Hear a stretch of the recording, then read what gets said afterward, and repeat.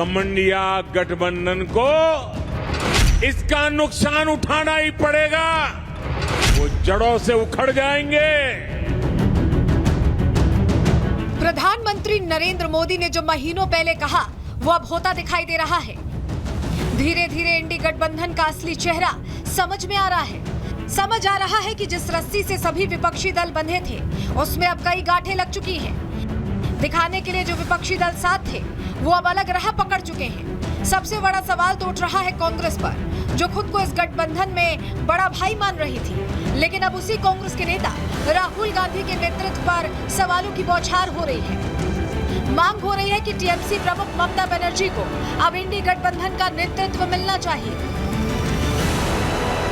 हाल ये है कि जो लालू यादव पहले राहुल गांधी को इंडी गठबंधन का दूल्हा बता रहे थे, वही लालू यादव अब राहुल को घोड़ी से उतरने के लिए बोल रहे हैं। जो समाजवादी पार्टी पहले साथ रहने की कस्में खा रही थी, वही अब चुनावों में कांग्रेस की परफॉर्मेंस पर सवाल उठा रही है। जो उद्धव ठाकरे वाली शिवसेना साथ चुनाव लड़ रही थी, वो विचार करने की बात कह रही है।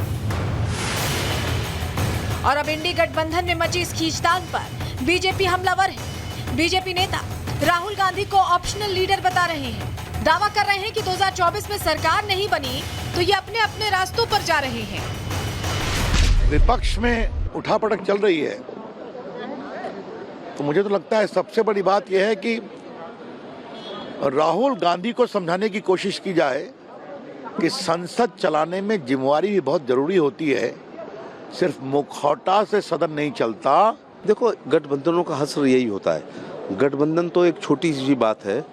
1977 में एक मर्जर हुआ था, तो एक गठबंधन हुआ था, वो सत्ता लेने के लिए हुआ था, जिसमें जनसंघ का मर्जर हुआ, सोशलिस्ट सपा, संसोपा, प्रसोपा, वो वाली कांग्रेस एक होती थी, संगठन कांग्रेस आदि आदि। फिर क्या हुआ, सत्ता तो मिल गई थी, इनको तो वो भी नहीं मिली 24 में। वहीं लालू यादव के बयान पर भी बीजेपी नेताओं ने निशाना साधा। इंडी गठबंधन को तमाशा बताते हुए ममता बनर्जी को ही निशाने पर ले लिया। दावा किया कि जो पश्चिम बंगाल के लोग अभी झेल रहे हैं, वो आने वाले समय में पूरे देश को झेलना पड़ेगा। ये सभी दल अपने आप को नेता मानते हैं, ऐसे में इनके गठबंधन का कोई औचित्य नहीं है। अभी अपने के ऊपर विश्वास नहीं रहा, तो इसके कारण अभी जो हुए हैं एक स्कैटर्ड सिचुएशन हो गया है। ये सिचुएशन के लिए अभी वो लोग क्या कह रहे हैं, उसके दिमाग से क्या निकल रहे हैं, वो लोग खुद ही नहीं जानते हैं। ममता बनर्जी अगर भारत को सुरक्षा देने के लिए उनको नेता बनाया जाएगा, तो जो हम लोग झेल रहे हैं पश्चिम बंगाल में, वही पूरा भारत वर्ष झेलेगा आगे जाके। देखिए, कान इधर से पकड़िए या उधर घुमा के पकड़िए, दोनों बात एक ही है। उनका विरोध कांग्रेस से है और कांग्रेस के नेतृत्व को वो अच्छा मानते हैं। ये सारे नेता जो इंडी गठबंधन के हैं, वो सीधे कहने के बजाय वो अपने को ममता जी को नेतृत्व करता है या वो मान रहे, ये किसी को कोई नेता नहीं मानता। ये सब अपने आप में अपने को नेता मानते हैं। इतना ही नहीं, केंद्रीय मंत्री गिरिराज सिंह ने तो ममता बनर्जी को मुस्लिम परस्त और देश विरोधी बता दिया। दावा किया कि ममता बनर्जी बंगाल को बांग्लादेश बनाना चाहती हैं। लालू प्रसाद यादव जी तो शुरू से मतलबी रहे। सोनिया गांधी के आंचल में पहले खेला रहा और अब लग रहा है तब दूसरे आंचल में जाएंगे।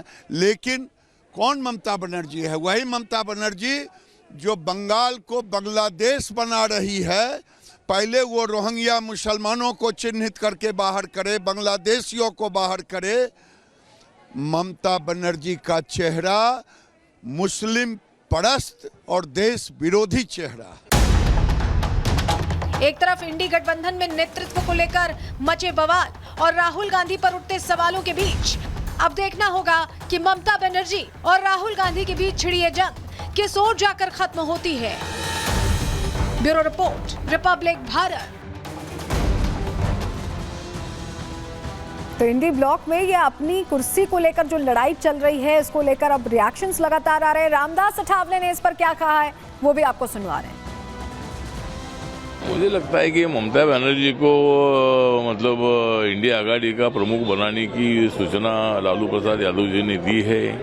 और ममता बनर्जी ने खुद ने बताया कि भाई मैं इसका नेतृत्व करने के लिए मैं तैयार हूँ, लेकिन अभी उसके लिए उन्होंने आम सहमति से एक नाम तय करने की आवश्यकता है। और मुझे लगता है कि कोई भी अपोजिशन आघाड़ी का लीडर बने, लेकिन नरेंद्र मोदी जी के नेतृत्व में हमारी एनडीए बहुत बड़ी स्ट्रांग है।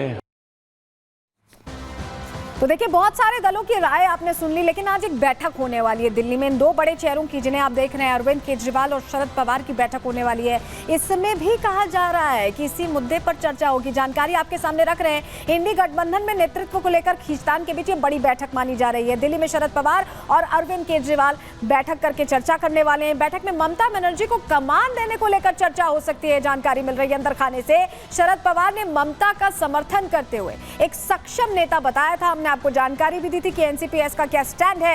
और अरविंद केजरीवाल भी लंबे समय से कांग्रेस से अलग स्टैंड रखते रहे। मल्लिकार्जुन खड़गे का नाम आपको याद होगा, अरविंद केजरीवाल ही ने आगे किया था और उसके बाद ममता बनर्जी ने उनकी बैकिंग की थी। इस पर आम आदमी पार्टी क्या कह रही है, सुनिए आप नेता क्या कह रहे हैं इस पर। अरविंद केजरीवाल जी, शरद पवार साहब, ये तमाम पार्टियां इंडिया ब्लॉक परिवार का हिस्सा हैं और बिल्कुल सही बात है। देश को बचाने के लिए, देश के संविधान को बचाने के लिए समय समय पर मुलाकातें और चर्चाएं होती रहती हैं। आज शाम भी ये बैठक तयशुदा है और बैठक में निश्चय ही इंडिया ब्लॉक किसके साथ आगे बढ़ेगा, भविष्य में नेतृत्व की जिम्मेदारियां किसके कंधों पे होंगी, आगे चुनाव कैसे लड़ना है, मिलकर लड़ना है, क्या करना है, इस पर भी बातचीत होगी। तो भविष्य की जो राजनीतिक संभावनाएं हैं उस पर चर्चा, नेतृत्व पर चर्चा, ये सारे विषय जो है वो एजेंडा के होंगे। तो सुना आपने, आम आदमी पार्टी के लिए भी एजेंडा भविष्य की जो चुनाव हैं, राजनेताओं का मुद्दा, इन तमाम मुद्दों पर चर्चा इंडिया ब्लॉक में हो तो रही है। लेकिन अभी क्योंकि उत्तर प्रदेश में कुछ समय बाद चुनाव है, वहां पर क्या होता है, कितने साथ, कितने दूर, कितने पास, ये वक्त ही बताएगा। चलिए आगे बढ़ते हैं। अगले सेगमेंट का अब रुख करेंगे, जहां कांग्रेस ने एक नए तरीके से एक नया पैतरा आजमाने की कोशिश की है। अविश्वास को लेकर जो चर्चा सदन में होने वाली, उस पर अब आपको जानकारी देने वाली।